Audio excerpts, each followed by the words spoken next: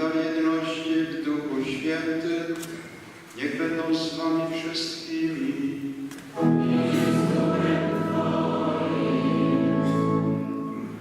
W czasie tego Wielkiego Postu w Kościele Powszechnym dzisiaj wspominamy świętego Jana Bożego, założyciela Bonifratów, jak my mówimy. To najważniejsza właściwie uroczystość dla tego domu. Tutaj ksiądz Leopold Markiewka, XIX wieku proboszcz bogodzicki sprowadził Bonifratów, mając te szpitale chyba 4 w całej Polsce, a w całym świecie prawie 50. Święty Jan Boży poprowadził opiekę nad chorymi, zwłaszcza psychicznie, na nowe tory w swoim czasie. Ponad 400 lat. Pochodził z Portugalii, działał w Hiszpanii, nie tylko. Chcemy polecić Bogu Wszechmogącemu sprawy tego domu, tego szpitala, który się odradza. Coraz piękniej tutaj. No i na pewno rozwija się także to duszpasterstwo chorych. Polećmy wszystkich lekarzy, zarządców tego domu, wszystkie pielęgniarki, a zwłaszcza chorych, Bogu Wszechmogącemu. A my sami w ten piątek wielkopostny przeprośmy Boga za nasze grzechy i zaniedbania dobrego.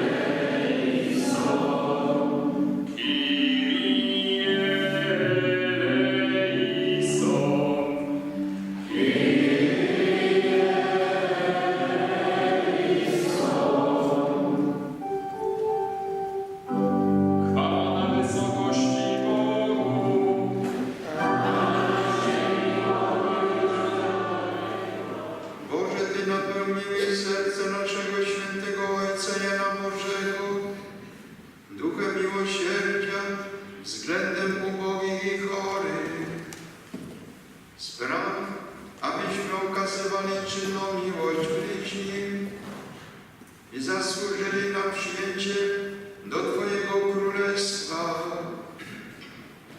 Przez naszego Pana Jezusa Chrystusa, Twojego Syna, który z Tobą żyje i króluje w jedności Ducha Świętego, Bóg przez wszystkie wieki wieków.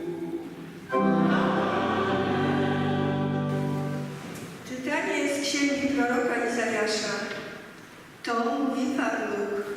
Czyż nie jest raczej ten post, który wybieram, rozerwać kajdany zła, rozwiązać więzy niewoli, wypuścić wolno uciśnionych i wszelkie jarzmo połamać, dzielić swój chleb z głodnym, wprowadzić w dom biednych tułaczy, na niego, którego ujrzysz przyodziać i nie odwrócić się od współziomków. Wtedy Twoje światło zajdzie jak zorza i szybko rozkwitnie Twe zdrowie. Sprawiedliwość Twoja poprzedzać Cię będzie, chwała Pana iść będzie za Tobą. Wtedy zawołasz, a Pan odpowie. Wezwiesz pomocy, a On rzecze, oto jestem. Jeśli u siebie usuniesz jarzmo, przestaniesz grozić palcem i mówić przewrotnie, jeśli podasz Twój chleb zgłodniałemu i nakarmisz duszę przygnębioną, wówczas Twe światło zabłyśnie w ciemnościach, a Twoja ciemność stanie się południem. Pan Cię zawsze prowadzić będzie, nasyci duszę Twoją na pustkowiach. Odmłodzi Twoje kości tak, że będziesz jak zroszony ogród i jak źródło wody, co się nie wyczerpie. Oto Słowo Boże. Błogosławiony, kto się boi Pana.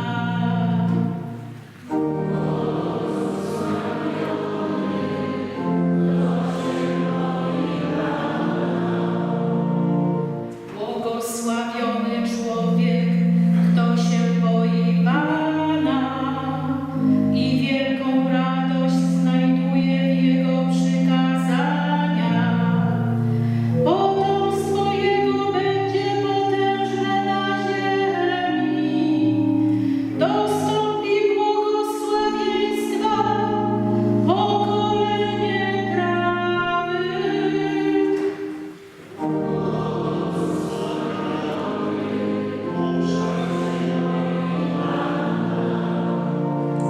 Dobrobyt i bogactwo będą w Jego domu, a Jego sprawiedliwość będzie trwała zawsze. On wschodzi w ciemnościach jak światło prawdy, łagodny, miłosierny i sprawiedliwy.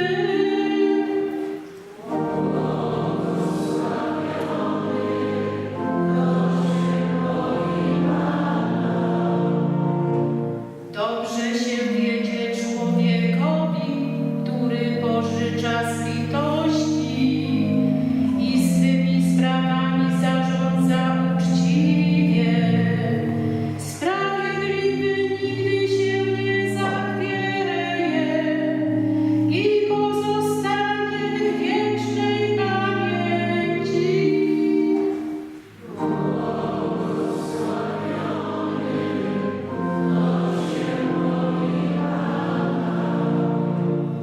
Nie przelęknie się złej nowiny, Jego mocne serce zaufało Panu. Rozdaje i obdarza ubogich, Jego sprawiedliwość będzie trwała zawsze, wywyższona sławą będzie Jego potęga.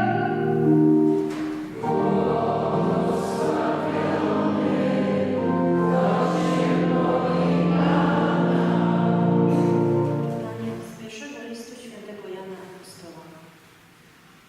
Najmilsi, nie dziwcie się, jeśli świat was nienawidzi. My wiemy, że przeszliśmy do śmierci, ze śmierci do życia, bo miłujemy braci. Kto zaś nie miłuje, trwa w śmierci. Każdy, kto nienawidzi swego brata, jest zabójcą. A wiecie, że żaden zabójca nie nosi w sobie życia wiecznego. Potem poznaliśmy miłość, że On oddał za nas życie swoje. My także winniśmy oddać życie za braci. My wiemy, że przeszliśmy ze śmierci do życia, bo miłujemy braci. Kto zaś nie miłuje, trwa w śmierci. Każdy, kto nienawidzi swojego brata, jest zabójcą. A wiecie, że żaden zabójca nie nosi w sobie życia wiecznego. Potem poznaliśmy miłość, że On oddał za nas życie swoje. My także winniśmy oddać życie za braci. Jeśli by kto posiadał majętność tego świata i wiedział, że brat jego cierpi niedostatek, a zamknął przed nim swe serce, jak może trwać w nim miłość Boga? Dzieci, nie miłujemy słowem i językiem, ale czynem i prawdą. Potem poznamy, że jesteśmy z prawdy i uspokoimy przed Nim nasze serce. Oto Słowo Boże.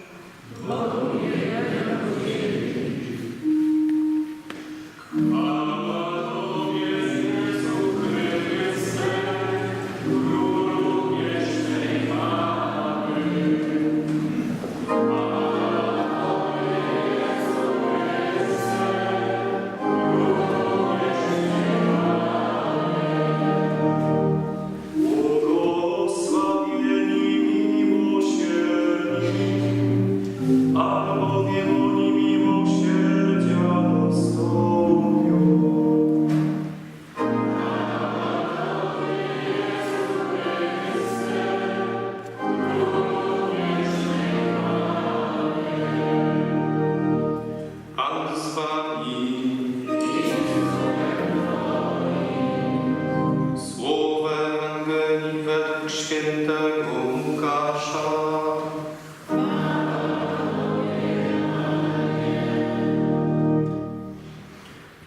Powstał jakiś uczony w prawie i wystawiając Jezusa na próbę zapytał: Nauczycielu, co mam czynić, aby osiągnąć życie wieczne? Jezus mu odpowiedział: Co jest napisane w prawie? Jak czytasz? On rzekł: Będziesz miłował Pana Boga swego całym swoim sercem, całą swoją duszą, całą swoją mocą i całym swoim umysłem, a swego bliźniego jak siebie samego. Jezus rzekł do niego: Dobrześ odpowiedział, to czyń, a będziesz żył. Lecz on, chcąc się usprawiedliwić, zapytał Jezusa: A kto jest moim bliźnim? Jezus, nawiązując do tego, rzekł: Pewien człowiek schodził z Jerozolimy do Jericha i wpadł w ręce zbójców. Ci nie tylko go obdarli, lecz jeszcze ranę mu zadali i zostawiwszy na pół umarłego, odeszli. Przypadkiem przechodził tą drogą pewien kapłan. Zobaczył go i minął. Tak samo Lewita, gdy przyszedł na to miejsce i zobaczył go, minął. Pewien Samarytanin, będąc w podróży, przechodził również obok niego. Gdy go zobaczył, wzruszył się głęboko. Podszedł do niego i opatrzył mu ranę, zalewając je oliwą i winem. Potem wsadził go na swoje bydlę, zawiózł do gospody i pielęgnował go. Następnego zaś dnia wyjął 2 denary, dał gospodarzowi i rzekł: Miej o nim staranie, a jeśli co więcej wydasz, ja oddam tobie, gdy będę wracał. Któryż z tych 3 okazał się według twego zdania bliźnim tego, który wpadł w ręce zbójców? On odpowiedział: Ten, który mu okazał miłosierdzie.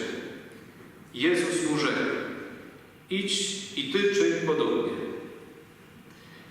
Oto słowo Pańskie.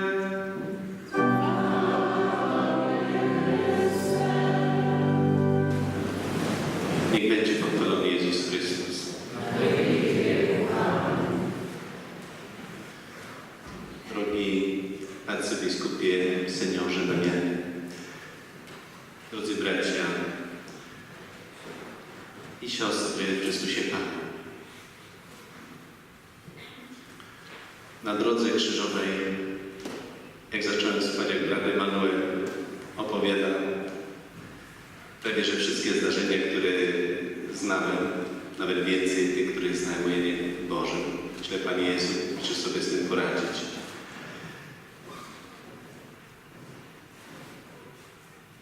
I pragnę zwrócić uwagę na jeden z elementów życia Jana Bożego, który jest mi taki bliski. Kiedy był moment jego nawrócenia, kolejny etap,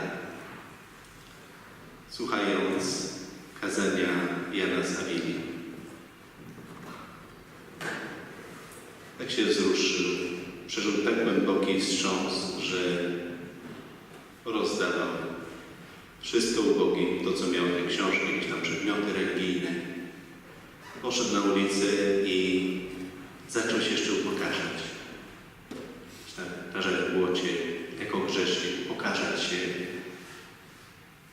W ten sposób pokazując i sobie, Panu Bogu, że czyni pokutę. Uważa, że takie upokorzenie będzie najlepsze. Ludzie źle go odebrali. Pomyśleli, że oszalał, czyli jest chory psychicznie. I zaprowadzili go do szpitala psychiatrycznego. Ale to można bardziej porównać chyba do więzienia, bo taka była metoda, że wiązano i gdzieś tam przykuwano tych chorych, bito ich. Metoda była taka, że po prostu ich biczowano. I on też takie kaźnie otrzymywał. W przeciwieństwie do innych chorych, on jeszcze zachęcał, żeby go jeszcze bardziej katowano, bo wiedział, że czyni pokutę, ale bronił innych. I długie miesiące to trwało, Także Pan w jego serce dał takie pragnienie, by inaczej traktować tych ludzi. Są dzieci Boże. I rzeczywiście po wyjściu ze szpitala zakłada ten pierwszy szpital, udaje się, gdzie już psychicznie chory oddzielił osobno, na innym oddziale, ale traktował ich łagodnie. Też dbał tam o higienę. Ci pielgrzymi byli gdzieś na parterze, przychodnie, dla wszystkich, którzy chcieli, mogli wejść. Dostali też tam wodę, sól, że mogli sobie coś tam ugotować. A Jan Boży starał się dla wszystkich gdzieś o jedzenie. I wychodził na targowiska, licząc na to, że ci, co nie sprzedali, może pomyślą, nie warto z tym wracać. Damy Janowi dla jego ubogich, dla jego chorych. Ale nie starczało tego, bo wtedy szedł też żebrać do innych. Udawało się. Ten moment przeważający tego doświadczenia, mówię, że jest mi bliski, miałem podobne doświadczenia. Na misjach już pracowałem 17 lat w Afryce.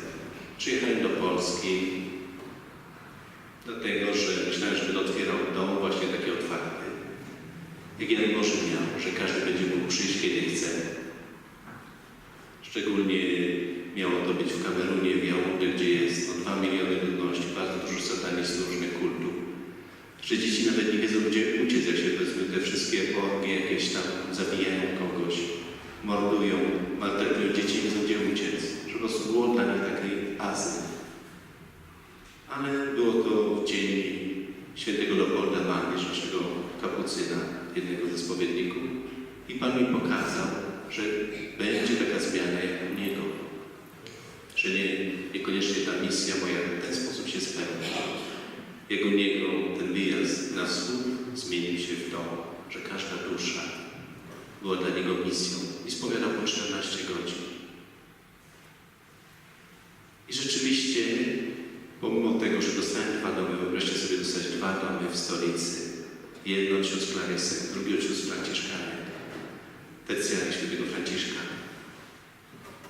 Generał się nie zgodził. Ale jedną z wiadomości, którą mi Pan podesłał, że w tym samym czasie, kiedy miałem na Twinie Jaundę, w Polsce, bracia przyszli dokładnie do mojej miejscowości rodzinnej, bo jestem z Kostówny, do Katowic otworzyć podobny dom. I to była moja misja. Okazało się, że chyba najtrudniejsza w moim życiu. Ta pierwsza kiedyś tam, ponad 10 lat temu. Będąc w domu modlitwy, Pan Jezus mnie doświadczał, pokazywał, że jak szatan potrafi kusić, a jaka jest jego droga. Uczył mnie rozeznawania. I pewnej nocy pyta mnie Pan Jezus, czy jeśli bracia zamkną mnie do szpitala psychiatrycznego, czy się zgodzę na to? Mówię, Panie Jezu, wszystko Ci oddałem, na to się też zgodzę. I rzeczywiście do tego doszło. Pomyłka braci polegała na tym, że atakowała mnie malaria, choroba tropikalna rozszerzona przez komary. Bardzo ciężki stan. Prawie że taka mózgowa, która jest, często się kończy po 4 godzinach śmiercią. I źle to było rozeznane. I przez braci, i przez lekarzy. Opowiadają nawet historię, którą profesor z Poznania opowiadał, że w ten sposób uśmiercono jednego misjonarza. Nie wiem, czy to była siostra, która była tajemnica lekarska. Mówiła o sobie, misjonarzu. I nawet mówiąc to, że błąd robicie, wyślijcie mnie do kliniki, gdzie mnie badają w Gdyni. My się zgłosiłem jako taki królik doświadczany, bo mnie prosili, by przyjeżdżać tam częściej, że się na mnie będą uczyć tych chorób tropikalnych. Ale ci lekarze uważali, że każdy, kto jest chory psychicznie, ma swoje wymówki i tak mnie tam skierowali. Nie umarłem. Brat zdążył dowieźć mój gwardian leki malaryczne, które miałem w plecaku. I to spowodowało jeszcze wcześniej też taką metodę, którą mi Pan Jezus podpowiedział, że nie wizjonałem ducha. Ale jak lekarstwa przyjechały, następnego dnia rano, lekarze, którzy byli przekonani, że jestem chory psychicznie, od razu mi dali wszystko wolne. Praca może wychodzić kiedy chce Zorientowali się, że się pomylili, ale przez tydzień nie miałem żadnego lekarza prowadzącego. I to był, można powiedzieć, najpiękniejszy pobyt w moim życiu. Wejść między te osoby. Już na dzień dobry po przesiedzie lekarza, który mnie przyjmował, profesora i tak dalej. Każdy oczywiście nie wierzył w to, co im mówię, że nie jestem chory psychicznie. Pan Jezus mi pierwszy prezent zrobił. Młodzież, która tam była, w sensie na oddział młodzieżowy, siedziała tak jak to osoby w depresjach, z różnymi schorzeniami. Milczeli, głowy spuszczone. Ja też tam siadłem, w habicie jeszcze byłem. Pierwsza osoba podchodzi i się mnie pyta po cichutku: a brat, to w jakiej sprawie? No to odpowiadam też po cichutku, tylko nie będę po cichutku mówił, żebyście słyszeli, że jako pacjent. Zdziwiona osoba wtedy podnosi wzrok na mnie i mówi: przecież brat jest zdrowy.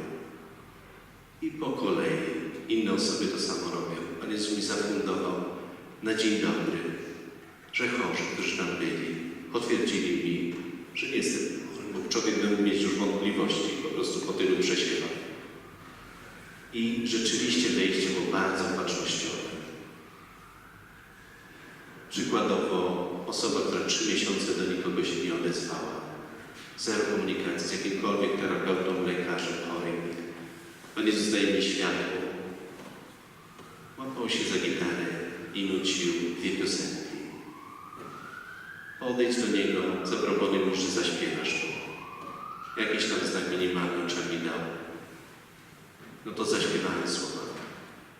Było to Dom wschodzącego słońca, ta wersja dawna, kto z mojej epoki to pamięta, że nad brzegiem morza, w drewnianej chatce, gdzie fala brzegi podmywa, siedział tam chłopak przy swojej matce, tak się do niej odzywał. I tak dalej. Tylko Trójca czuła nad nami. Pierwsza historia to była jego historia. Trzeba po prostu świat się mu zawalił. Druga historia na story. Za nami miłość najpiękniejsza jest. Zawód miłosny. Jak mu zaśpiewałem te piosenki i spytałem, czy o to chodzi, czy o to chodzi, już wyraźne znaki, czyli zaczął komunikować. Potem zaczął mówić. Potem zaczął się otwierać na innych chorych. Ta pierwsza pieśń się stała od razu hymnem oddziału Kuczawa. I do tego stopnia, że wiele takich zajęć, gdziekolwiek mnie tam Pan Jezus na te zajęcia podsyłał, zawsze jakieś światło dawał. Na przykład ta metoda odczytywania choroby z rysunków. Że rysujemy i specjaliści umią się na tym wyznać, gdzie jest problem. Myśmy to też stosowali, byłem wychowawcą po wiele lat w Afryce dzieciaków. Też tę metodę stosowaliśmy. Ale Pan Jezus mówi: rysuj problem każdej osoby. Nie wiem, 3 minuty to trwało, tak mi szybko ręką latał, że daje to tej terapeutce do ręki. No oczywiście ta zaszokowana, że ma rozkodowanych pacjentów z ich problemami i tak dalej. To był wstęp. Na tym nie było koniec. Jak wróciłem do Afryki, po roku przełożeni znów mi mówią: jedziesz do Polski. No to już dla mnie był szok. Nie mówię końca tamtej historii, miała wiele dobrych końców. To, że to było potrzebne przede wszystkim dla moich braci, że pewnego rodzaju zachowania wobec niektórych braci się zmieniły, rzeczywiście tak było. To było takie wewnętrzne uzdrowienie w prowincji. Ale to było przede wszystkim dla mnie, żeby się zbliżyć do tych ludzi. I kiedy przełożeni mówią, że znów mam wracać do Polski, ja już byłem zupełnie zaszokowany. Przyleciałem do kaplicy seminaryjnej, gdzie 2 razy byłem wicedyrektorem, potem dyrektorem, gdzie tych chłopaków wychowywałem. I mówię: Panie Jezu, o co chodzi? I zacząłem się go pytać: może mam ten dom dla tych sierot otwierać? Ja mówię: nie. No to wymyślam dalej: Panie Jezu, może do lasu tropikalnego mam pojechać z pigmejami, tam 2 domy jeszcze zostawię? Nie. Wymyślam dalej: na Świętego Bernarda pojadę, tam mam przyjaciół na przełęczu między Włochami i Francją, tam prosili mnie: przyjedź na rok, przynajmniej przejść wodą. Nie. No to wreszcie skapitulowałem, mówię: Panie Jezu, o co chodzi? I Pan Jezus wskazał na te siostry, które są w drugiej ławce. Mówi: siostry Matki Teresy z Kalkuty. No to zapisałem sobie też zdjęcie na obrazku i siostry Matki Teresy z Kalkuty jako tak. Kiedy przyjechali do Polski, momentalnie dzwoni siostrzyczka z mojej parafii, służebniczka z Kalkuty. Ty wiesz, a tam ty w Warszawie tam jakaś tam będzie jedna z dziołcha z naszej parafii będzie miała ślub tych Kalkutków. No i więc na tą spółkę do mnie jakoś tam. I mówię, dobrze powiedziała. Bo proboszcz nic nie mówił. No to od razu zadzwoniłem wtedy siostrą przełożoną. Była siostra Amerykanka, nie tak jak Węgierka, teraz Dysmas. I dzwonię, byśmy się już zaprzyjaźnili, jak tu wcześniej byłem w Polsce. Siostrzyczko, czy jest dla mnie miejsce? A ona mówi, tak, musi być o 3:00 w nocy pod naszym klasztorem. Pożyczyłem się sobie często tym, co teraz też od mamy używam.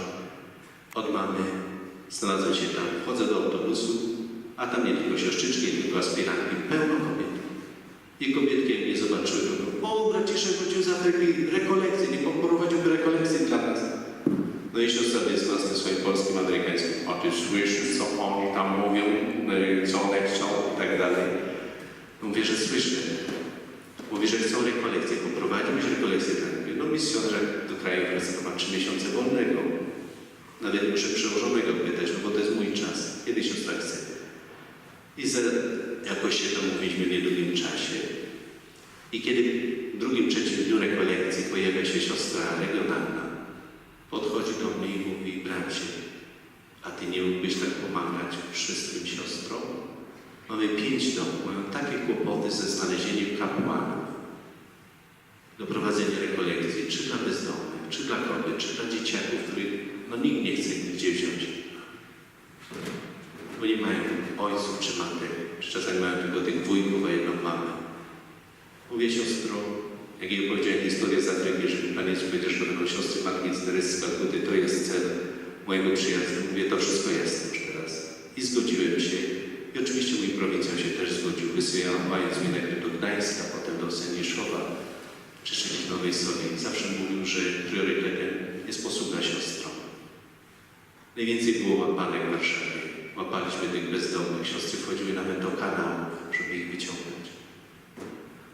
I wywoziliśmy poza Warszawę 30 mniej więcej, żeby przestali nagle pić, żeby zamieszkali na chwilę w godnych warunkach, żeby mogli jak ludzie się poczuć, ale pod warunkiem, że się będą dużo modlić i nie będzie picia. Nawet 5 papierosów dostawali przy dziale. I po którejś z takich rekolekcji siostry mi mówią, że nie będziesz autostopem wracał do Gdańska. Zmusiły mnie, że musiałem wziąć bilet i wrócić pociągiem. No to wywodniłem się, co trzeba w pociągu, nawet przez Pawę, wróciłem do Gdańska. Myślę, co będę robił. Poszedłem do konfesjonału. Tam mamy taki fajny konfesjonał zamknięty, pokoik. I wychodząc z tego konfesjonału, przechodząc, to jest kościół świętego Jakuba, taki duży, stary, szybko. I mówię, Panie Jezu, co jest dzisiaj grane? Miałem tylko 4 przypadki w konfesjonale, wszystkie związane ze schizofrenią. No i tak mówię do Pana Jezusa, Pan Jezus mi odpowiada, mówi, miałeś pretensje do Jordana, że Cię nie przyjął do szkoły spowiedników. Bo rzeczywiście to mój współprac z nowicjatu, myślę, że po znajomości mnie przyjmie na drugi rok, kiedy indziej zrobię pierwszy. To było nie do pomyślenia, po prostu przykro mi było. Pan Jezus do tego nawiązuje. Mówi, przykro Ci było, że Cię Jordan nie przyjął do szkoły spowiedników. Ja Ci organizuję szkołę spowiedników. Będziesz miał wyselekcjonowane przypadki. To, co będę chciał, żebyś się od nich nauczył, no to Ci będą opowiadać. Ty im będziesz pomagał tak, jak mówiłeś przed chwilą, 4 osobom. No i myślę, ciekawie się zapowiada. Wychodzę z kościoła, idę na ten nasze probostwo, ten dom zakładny i na pierwszych schodach Pan Jezus mówi, teraz zobacz, co się będzie działo. No to jeszcze przyspieszam bardziej kroku.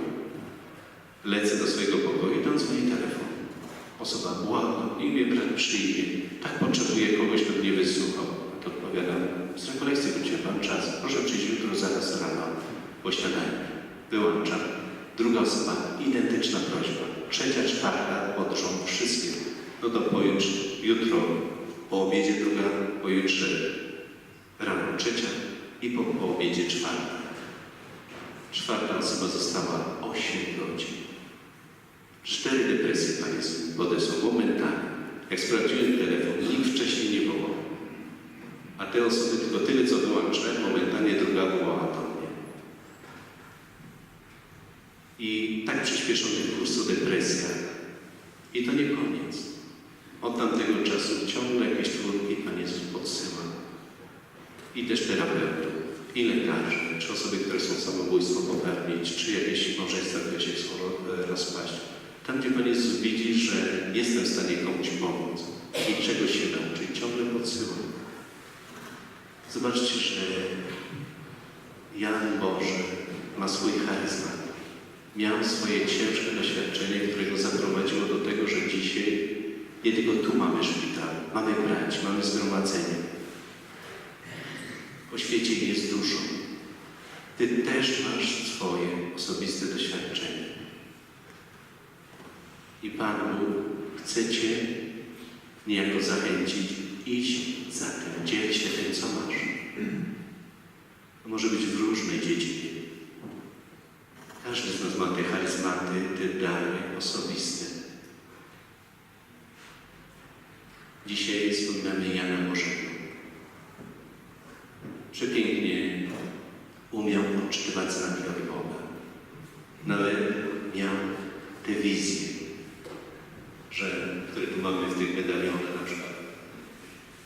I z tym malutkim dzieciątkiem, które przyjął, a potem okazało się, że to mały Pan Jezus. Czy innym razem, jak był nogi, a wszystkie te chory był nogi, widział, że ma stygmaty i zobaczył Pana Jezusa, który zniknął. Czasami nie potrzebujemy takich nadzwyczajnych stanów. Wystarczy, że idziemy na kolejny etap naszego nawrócenia. Przez tym całym doświadczeniem, przepięknym doświadczeniem, które mam w życiu, i dobrym, i złym, i bolesnym, i radosnym. Panie, co chcesz, bym dalej robiła? Co chcesz, bym dalej robił?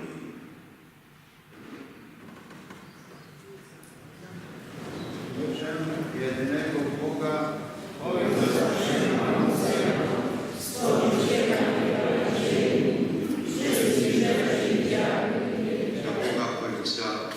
za wstawiennictwem świętego Jana Bożego zanieśmy nasze prośby. Boże, Tobie polecamy wszystkich chrześcijan, by pamiętali o ludziach najbardziej potrzebujących i skrzywdzonych.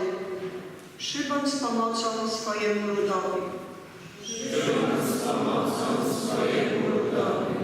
Boże, Tobie polecamy zakon Bonifratów, by zawsze skutecznie leczył cierpienia ciała i duszy. Przybądź z pomocą swojemu ludowi.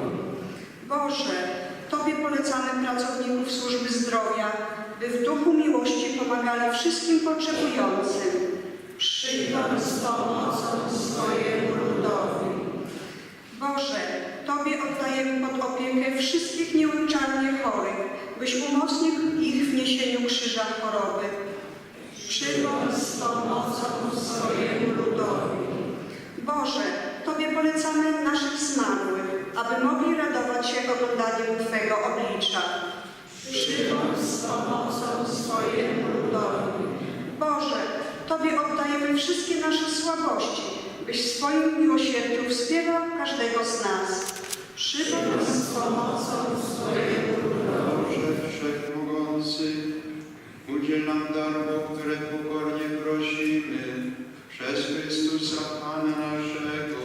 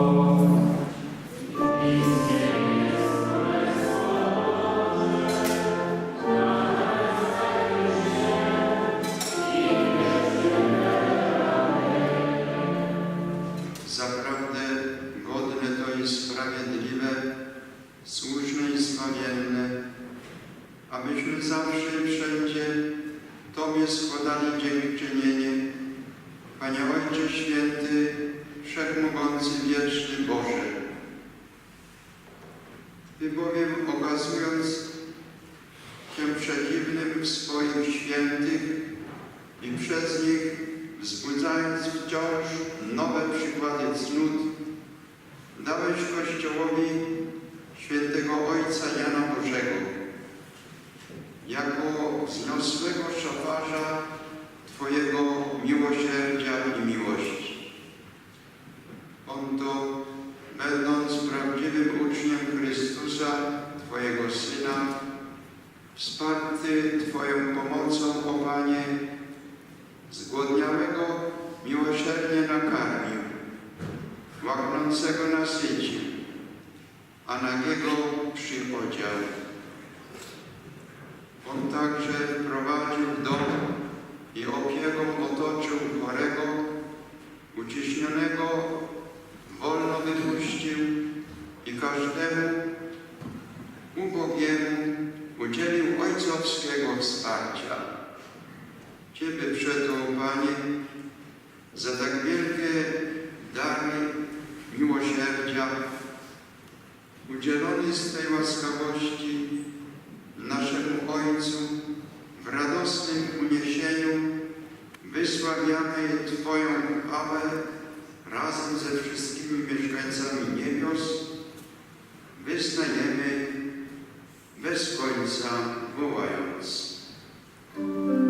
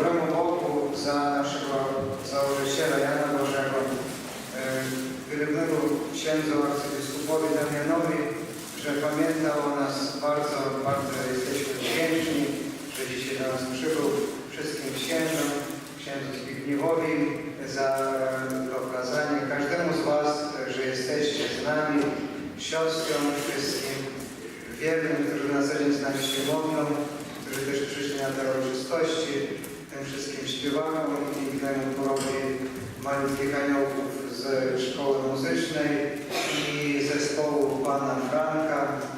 Wszystkim za wszystko dziękuję.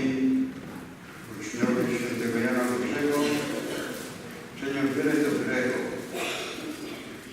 Chcę podziękować im za to, co już zrobili poza tym domem dla Kościoła katolickiego. Kiedyś nam bardzo pomogli, zwłaszcza dom w Cieszynie przed wielu lat.